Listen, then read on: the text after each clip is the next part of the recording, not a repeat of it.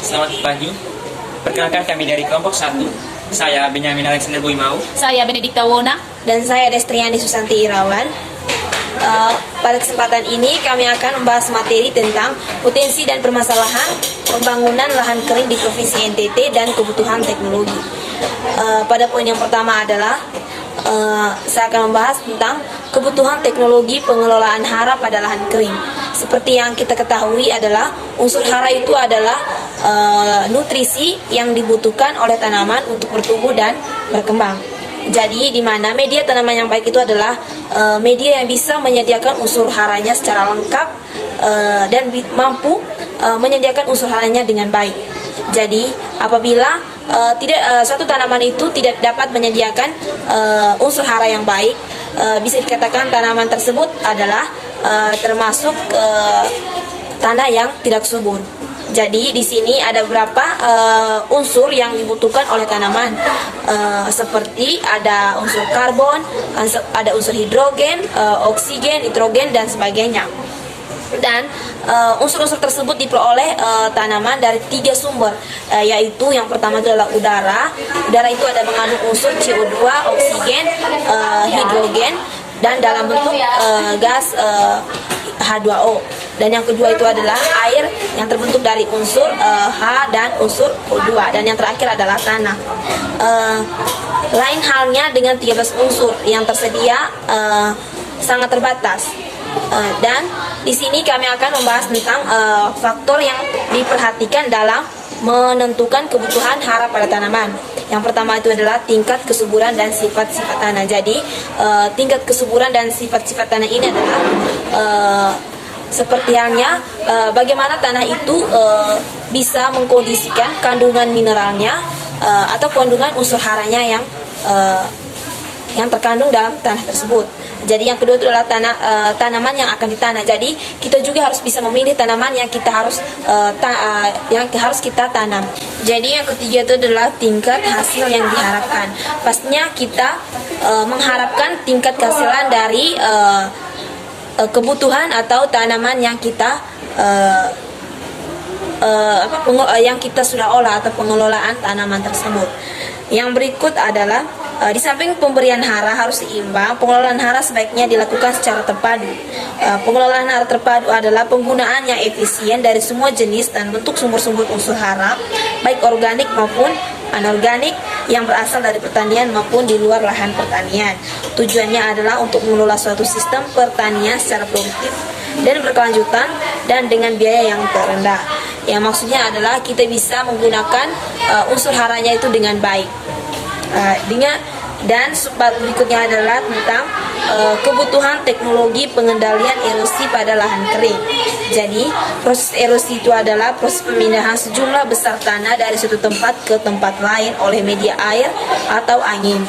Jadi di daerah beriklim kering dan musim hujan yang pendek, tapi dengan ini intensitas curah hujan yang tinggi, lahan rentan mengalami erosi. Jadi bisa kita simpulkan adalah pengendalian erosi pada lahan kering itu adalah didasarkan pada curah hujan yang tinggi. Jadi aliran permukaan selanjutnya tidak hanya menghanyutkan tanah, tetapi juga unsur hara yang terkandung dalam. Jadi ketika curah hujannya semakin tinggi, otomatis semua tanah akan terangkat dan unsur hara yang terkandung dalam tanah tersebut juga ikut terhanyut air, sehingga kandungan unsur hara dalam tanah itu jadinya berkurang atau bisa saja hilang. Karena itu adalah bagaimana kita bisa memenuhi kebutuhan teknologi ini untuk pengendalian erosi pada lahan kering. Jadi saya akan melanjutkan yang bagian D, yaitu tentang kebutuhan teknologi rehabilitasi dan reklamasi pada lahan kering. Rehabilitasi lahan diartikan sebagai upaya pemulihan atau perbaikan lahan yang telah atau sedang mengalami penurunan produktivitasnya agar kembali ke kondisi semula. Misalnya dalam arti rehabilitasi ini tuh kita memperbaiki produktivitas lahan. Misalnya yang sebelumnya sudah sebelumnya subur tapi dia punya ini unsur kesuburannya itu hilang. Jadi dengan caranya kita sendiri kita mengembalikan itu produktivitas lahan itu agar kembali membaik sehingga cara kesuburannya itu bisa kembali dengan caranya kita sendiri begitu. Lanjut. Kualitas lahan yang dimaksudkan adalah sifat-sifat fisik, kimia, dan biologi tanah, keragaman tanaman yang tumbuh di atasnya, ketersediaan air atau kelembapan tanah, dan iklim makro. Misalnya produktivitas tanah yang ini kan dia punya unsur-unsur yang terkandungnya itu misalnya dalam sifat kimia. Jadi apa yang harus kita perbaiki, yang harus kita rehabilitasi itu misalnya sifat-sifat ini tuh mempengaruhi produktivitas tanahnya itu sehingga kesuburannya itu terjaga. Lanjut, reklamasi lahan diartikan sebagai upaya pemanfaatan lahan-lahan pertanian yang sudah tidak berfungsi sebagai faktor produksi menjadi berfungsi kembali, atau dengan kata lain seperti reklamasi tanah bekas galian tanah atau reklamasi lahan sawah yang tercemar limbah pengeboran minyak bumi. Oke, jadi reklamasi itu sendiri tuh misalnya kita memperbaiki struktur tanah begitu. Maksudnya struktur tanah yang sebelumnya sudah digunakan atau sudah dipakai sebelumnya itu bisa kita ini mungkin dengan cara menggembur atau apa begitu dengan caranya kita sendiri begitu. Oke, dan saya lanjutkan yang di bagian E tentang kebutuhan teknologi pengelolaan bahan organik pada lahan kering. Lahan-lahan di NTT ini pada umumnya mengandung bahan organik rendah. Oleh karena itu, pupuk organik sangat diperlukan. Dan kebiasaan ladang berpindah dengan cara tebas bakar perlu disosialisasikan bahwa sangat merugikan kualitas tanah begitu. Misalnya pada ini pemberian pupuk itu kan untuk memperbaiki kualitas tanah, karena kita di NTT ini kan bahan organik pada tanah itu rendah, sangat rendah. Jadi kita diperlukan pupuk untuk memperbaiki atau menambah kualitas organik yang ada pada tanah. Itu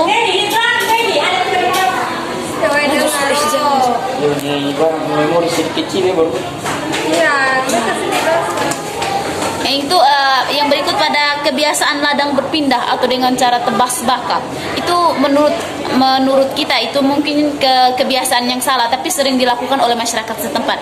Jadi perlu disosialisasikan agar hal tersebut tidak terulang lagi atau tidak dibuat lagi oleh penggunaan tanah. Yang berikut pada bagian F tentang kebutuhan teknologi konservasi dan hemat air di lahan kering. Kelebihan air pada tanah yang berlangsung singkat tapi dengan intensitas yang tinggi ditampung dalam wadah-wadah kecil atau embung dan alamnya dipakai untuk mengairi area pertanahan dan musim kemarau. Misalnya pada ini kan kita maksudnya pada musim kemarau itu kan kita biasanya kekurangan sumber air atau mungkin pokoknya dia punya airnya itu kan kurang, apalagi unsur hara tanah itu mungkin memerlukan air yang lebih, tetapi pada musim kemarau itu airnya kurang, jadi kita perlu melakukan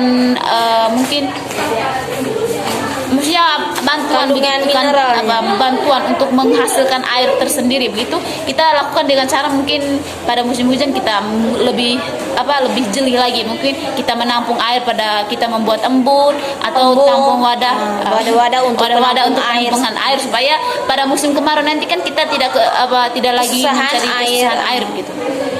Jadi mungkin kita lebih jeli lagi dalam mencari solusi dari masalah tersebut, masalah yang kebutuhan air pada tanaman. Ya. Yang berikutnya dilanjutkan oleh teman B. Yang bagian G, kebutuhan teknologi untuk pengendalian gulma dan hama pada lahan kering. Jadi gulma selalu menjadi masalah yang sulit diatasi dalam pertanian di daerah kering dan harus diatasi dengan menggunakan pengendalian terpadu, khususnya dengan pemakaian pola tanam yang tepat yang dapat segera menutup permukaan lahan. Jadi ada beberapa varietas lokal yang dapat varietas lokal tanaman tertentu yang lebih toleran terhadap persaingan dengan gulma dan hama. Bagian H, kebutuhan pemulihan tanaman. Jadi dalam pemulihan tanaman ini metodenya dilakukan pemulihan tanaman untuk menghasilkan varietas dengan sifat produksi yang tinggi dan memiliki adaptasi yang lebih baik terhadap musim yang menguntungkan. Jadi dari kelompok 1 ingin mengucapkan terima kasih dan selamat pagi. Semoga apa yang kami sampaikan dapat bermanfaat buat teman-teman sekalian. Terima kasih.